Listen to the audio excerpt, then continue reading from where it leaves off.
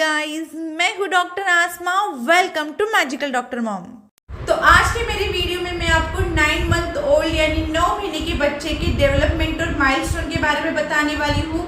तो ये वीडियो को पूरा ज़रूर देखिए और अगर आपको मेरे वीडियो पेरेंटिंग में किसी भी तरीके से हेल्प करते हैं तो मेरे चैनल को सब्सक्राइब कीजिए और बेल नोटिफिकेशन के बटन को क्लिक कीजिए ताकि न्यू वीडियोस आने पे आपको पता चले। तो फर्स्ट बात करते हैं 9 महीने के बच्चे का आइडियल वेट कितना होना चाहिए। तो 9 महीने के बच्चे का वेट 6.7 kg से लेके 10.9 kg के बीच में कुछ भी हो सकता है। डिपेंड करता है वो लड़का है, लड़की है, वो प्री मैच्योर बेबी है या उसका ग्रोथ कैसा है। अगर इससे बहुत ज़्यादा कम आपके बच्चे का वेट है या फिर बहुत ज़्यादा भी वेट हो तो ऐसे केस में आपको आपके पेडियाट्रिक डॉक्टर को मिलना ज़रूरी है।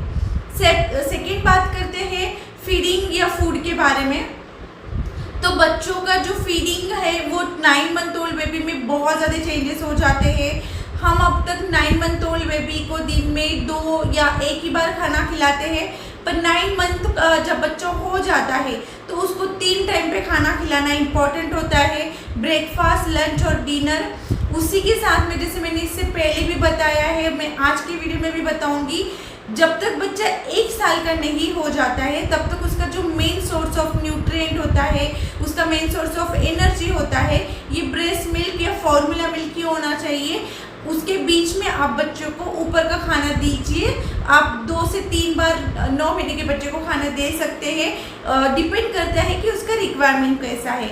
बहुत बार ऐसे हो जाता है जब बच्चा 9 महीने का हो जाता है तो जो उसका ब्रेस्ट मिल्क या फॉर्मूला मिल्क का रिक्वायरमेंट है वो कम हो जाता है और उसका खाने का डिमांड बढ़ जाता है। अगर बच्चा खुद से ऊपर का खाना ज़्यादा डिमांड कर रहा है तो उसे वो दीजिए, पर जो उसका मॉर्निंग में उठने के साथ और रात में सोने के पहले उससे ब्रेस्ट मिल्क या फॉर्मूला मिल्क ही पिलाइए। मैंने एक वीडियो बनाया है कि 6 मंथ ओल्ड बेबी का क्या डाइट चार्ट होना चाहिए। उसमें मैंने एक डाइट चार्ट शेयर किया है जो मेरे खुद के बेबी का था।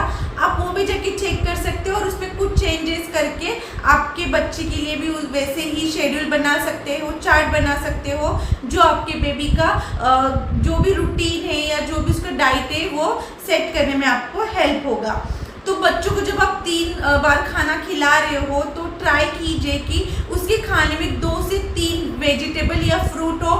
चाहे तो 1 फ्रूट हो सकता है, 2 वेजिटेबल हो सकते हैं, 2 फ्रूट 1 वेजिटेबल, जैसे भी आपको पॉसिबल हो वैसे कीजिए, पर कम से कम 2 से 3 उसके डाइट में फ्रूट या वेजिटेबल होना चाहिए। आप ज़्यादा भी कर सकते हो, अगर ज़्यादा रहेगा तो बेटर है, पर कम से कम 2 से 3 उसके फ्रूट या वेजिटेबल उसके डाइट में होना चाहिए। उसके डाइट में लेंटिल्स होने चाहिए, दाल होनी चाहिए, ताकि उसका जो भी प्रोटीन का रिक्वायरमेंट है वो भी पूरा हो। बच्चे जब 9 महीने के हो जाते हैं तो उनका डेली 4 आउंस का प्रोटीन का रिक्वायरमेंट होता है। तो वो अगर आप नॉन वेजिटेरियन हो तो वो चिकन के सूप से या मीट के सूप से उनका कवर हो जाता है, पर अगर आप वेजिटेरियन हैं तो दिन में 1 बार उन्हें आप दाल दीजिए। आप चाहे तो खिचड़ी दे सकते हो, मिक्स वेजिटेबल खिचड़ी भी दे सकते हो। नेक्स्ट बात करते हैं स्लीपिंग टाइम के बारे में। तो स्लीपिंग टाइम में भी बहुत ज़्यादा चेंजेस होते हैं। बच्चों की नींद अब 10 से 12 घंटे ही हो जाती है, दिन और रात की नींद मिला के।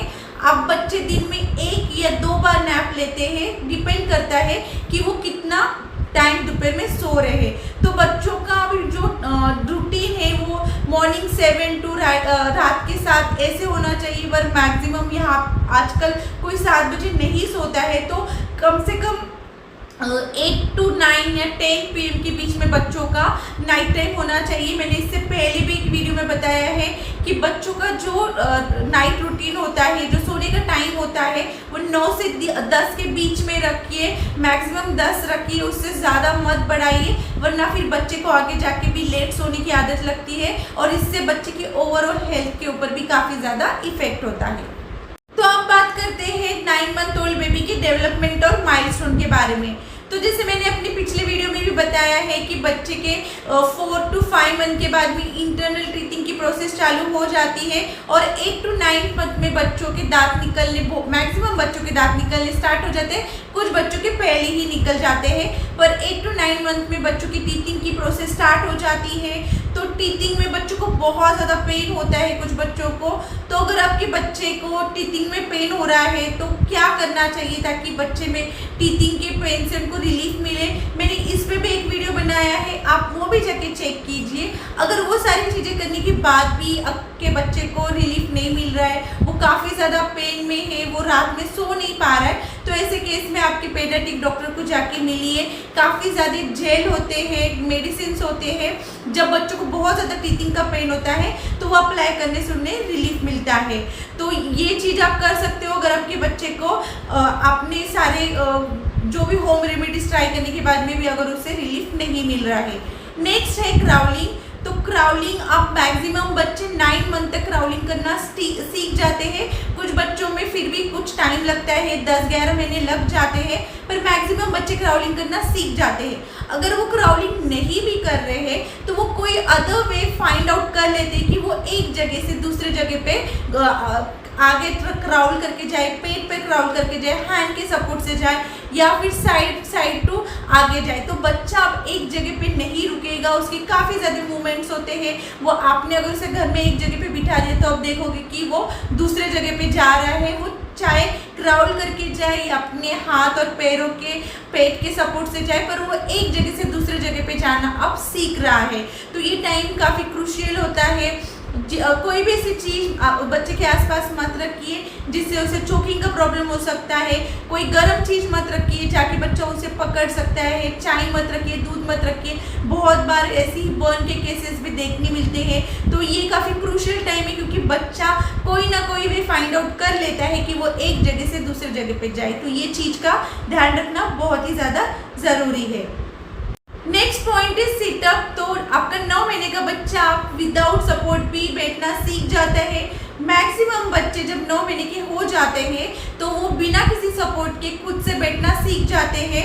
तो अगर आप अभी भी आपका बच्चा किसी सपोर्ट से बैठ रहा है तो ये भी नॉर्मल है। कुछ बच्चों में कुछ जो माइलस्टोन होते हैं वो डिले होते हैं, पर अगर आपका बच्चा विद सपोर्ट भी नहीं बैठ पा रहा है, अगर आप उसको पीलो का सपोर्ट दे रहे हैं, किसी चीज़ का सपोर्ट दे रहे हो, फिर भी वो बैठ नहीं पा रहा है, तो ऐसे केस में आपको जाके डॉक्टर को मिलना ज़रूरी है। क्योंकि 9 महीने का जो बच्चा होता है अगर वो विदाउट सपोर्ट नहीं बैठ रहा है तो वो नॉर्मल है, पर अगर वो विद सपोर्ट भी नहीं बैठ पा रहा है किसी पीलो के या किसी चीज़ के सपोर्ट से, तो ऐसे केस में आपको डॉक्टर को मिलना ज़रूरी है और क्या प्रॉब्लम है वो रूल आउट करना भी काफ़ी ज़्यादा ज़रूरी होता है।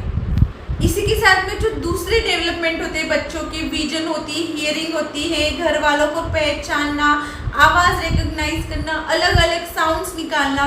तो अब तक के अगर अपनी वीडियो देखे हैं, जो सारी मैंने चीज़ें आपको बताई है, जो उसकी सोशल एक्टिविटीज़ होती है उसमें काफ़ी ज़्यादा इम्प्रूवमेंट आपको दिखेगी। वो अपने नाम को अच्छे से पहचान पाता है, अपने फैमिली मेम्बर को पहचानता है, वो अब अलग अलग आवाज़ें निकालना सीख रहा है। तो जो भी उसकी सोशल एक्टिविटीज़ होती है उसमें आपको डे बाय डे और ज़्यादा इम्प्रूवमेंट दिखेगी। जैसे मैंने अपनी पहले वीडियो में भी बताया है, अब बच्चा आपका सोशल बटरफ्लाई हो जाता है, उसे घर के बाहर ज़्यादा टाइम स्पेंड करना पसंद होता है, नए लोगों से मिलना पसंद होता है, कुछ बच्चों को नई जगह पे जाना पसंद होता है। तो ये कुछ चेंजेस आपको आपके बच्चे में देखने मिलेगी।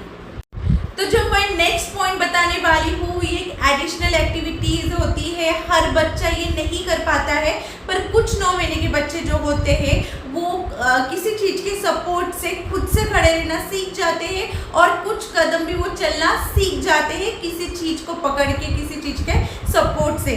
तो अगर आपका बच्चा ये चीज़ नहीं कर रहा है तो ये टेंशन वाली बात नहीं है।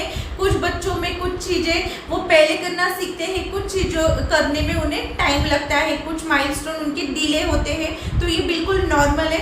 मैंने हमेशा अपने हर वीडियो में बताया और हर किसी को मैं यही कहती हूँ कि हर बच्चा अलग होता है। कुछ बच्चे कुछ चीज़ें पहले करते हैं, कुछ चीज़ें करने में उन्हें टाइम लगता है। तो अगर आप वो लकी पेरेंट तो हो सकता है कि आपका 9 महीने का बच्चा आपको किसी चीज़ के सपोर्ट से खड़ा दिखे और हो सकता है वो अपने 1-2 कदम लेना भी सीख जाए। तो 9 मंथ ओल्ड रिलेटेड बच्चे के जो भी क्वेश्चंस होते हैं, जो भी पॉइंट्स होते हैं, वो मैंने सारे कवर किए हैं। इसके अलावा भी आपके कुछ क्वेश्चंस क्वेश्चंस है तो वो आप मुझे कमेंट बॉक्स में पूछ सकते हो। मैंने एक डाइट चार्ट का वीडियो भी बनाया है, आप वो भी जाके ज़रूर चेक कीजिए और उसमें अपने हिसाब से कुछ चेंजेस करके आपके बेबी के लिए भी आप वैसे डाइट चार्ट्स बना सकते हो।